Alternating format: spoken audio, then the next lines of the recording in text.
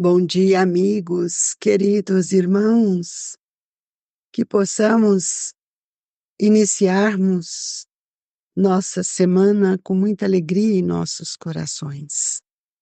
Hoje nós vamos dar continuidade às reflexões desse capítulo, que nos chama a atenção por muitas vezes, alimentados por curiosidade, deixamos de retirar a essência.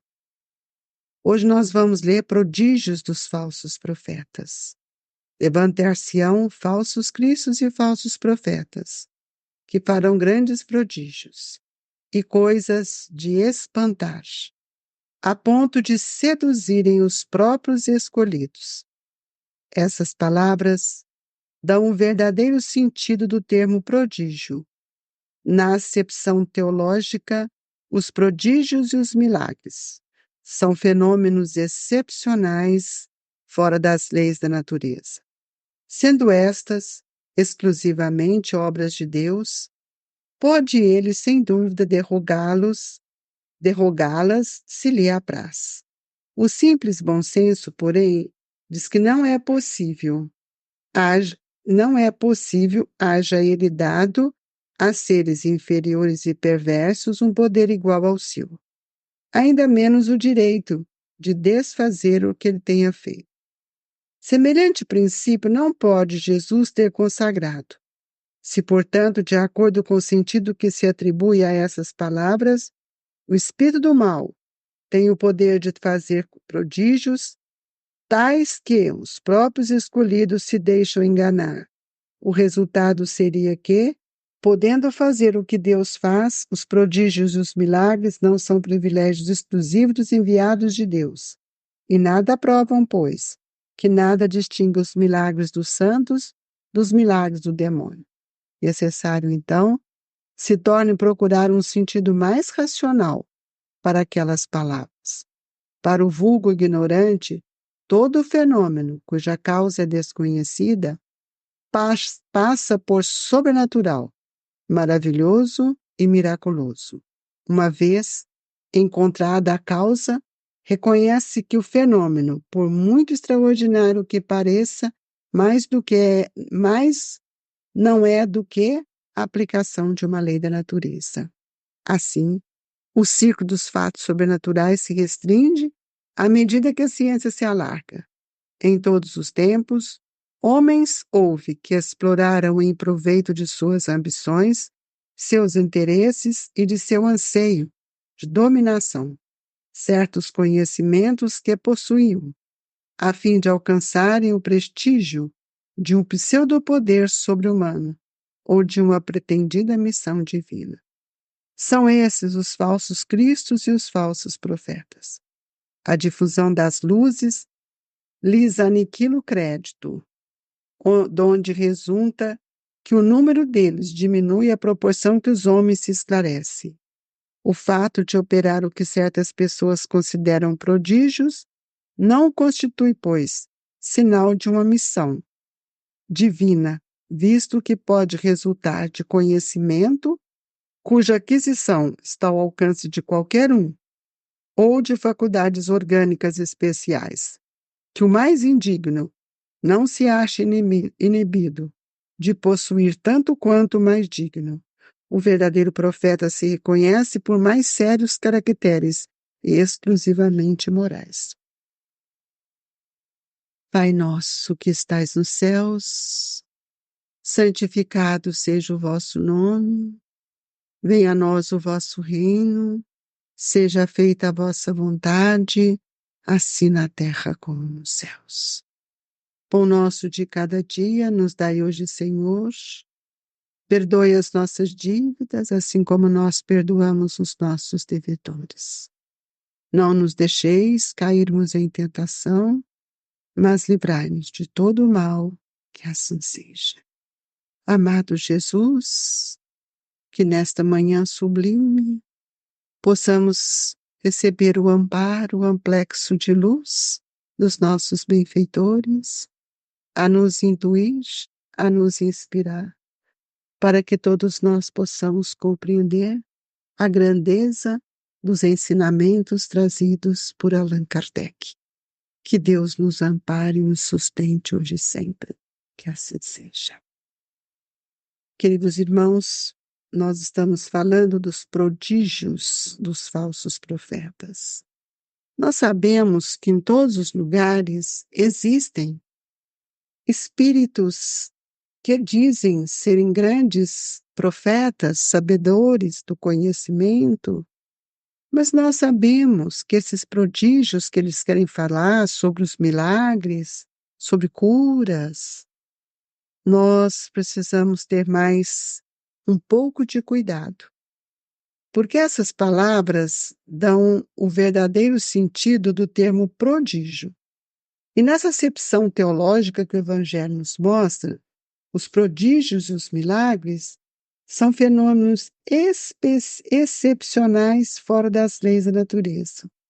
Se eu não sei manipular as leis divinas, por exemplo, o magnetismo, eu não sei, não vou saber como é que eu vou trabalhar com os efeitos da química. Então, eu acho que eu posso fazer prodígio, porque qualquer coisa eu falo que isso acontece, eu comprovo, eu falo que aquilo é verdade, comprovo isso de fatos que não são fundamentados na verdade. Então, é preciso ter sempre o bom senso, porque é pelo bom senso que eu vou usar da razão e da inteligência. O simples bom senso diz que não é possível que isso aconteça. Ele é dado a seres inferiores e perversos um poder igual ao seu? Claro que não. Sabemos que os espíritos das trevas também acham que fazem que eles são capazes de fazer todos esses prodígios, mas eles não fazem, porque eles são desmascarados a todo dia, a todo instante.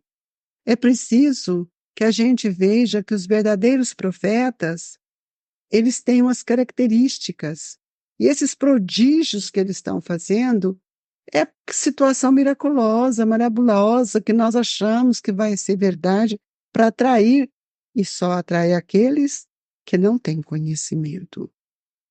Então é preciso, mais do que nunca, que a gente tenha que faça uma distinção entre o que aparece exteriormente do que aparece na essência do conteúdo. Toda a parte exterior, que às vezes nos chama a atenção, é um revestimento. Mas como nós vamos fazer esse revestimento é que precisamos saber, porque o conteúdo, todo o conteúdo, ele é uma substância de vida. Então, esses exteriores que eles mostram, mostram prodígio, que fazem tantas coisas, muitas vezes afeta só os olhos, mas não afeta o pensamento reflexivo. E o conteúdo, ele vai sempre estimular a razão, a inteligência, a vontade e o pensamento. Por isso, nós precisamos de ver qual é o bom senso de cada um de nós. Quando o Evangelho nos diz assim: semelhante princípio não no pode Jesus ter consagrado. Se, portanto, de acordo com o sentido que se atribui a essas palavras, o espírito do mal tem o poder de fazer prodígios tais que os próprios escolhidos se deixam enganar. O resultado seria que, podendo fazer o que Deus faz, os prodígios e milagres não são privilégios exclusivos dos enviados de Deus e nada provam, pois que nada distingue os milagres dos bons espíritos, desses espíritos, né, que são superiores, do que os do demônio. Ora, gente, isso é uma questão racional. Isso é uma questão que nós precisamos analisar cada situação. E nós precisamos ver que o próprio conteúdo da verdade, ele fala por si. E a própria essência desse conteúdo é aquilo que ele é ou não é. Então, nós precisamos ter um olhar diferente. Assim, nós vamos ver que todo o ciclo dos fatos sobrenaturais se restringe à medida que a ciência alarga.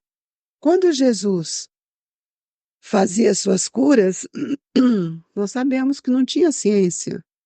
Quando a ciência veio, ele mostrou que Jesus manipulava os fluidos, que hoje a física nos mostra.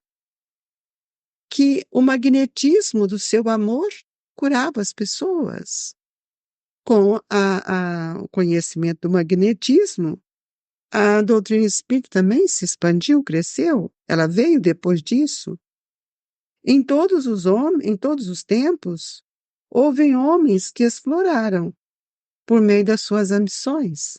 Infelizmente, até hoje, nós temos visto isso.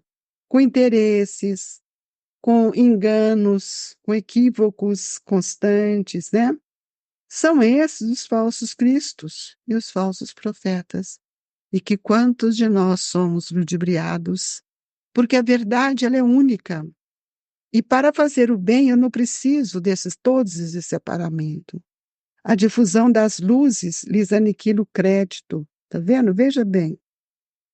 De onde resulta que o número deles diminui à proporção que os homens se esclarecem. É por isso que a doutrina espírita veio para nos esclarecer.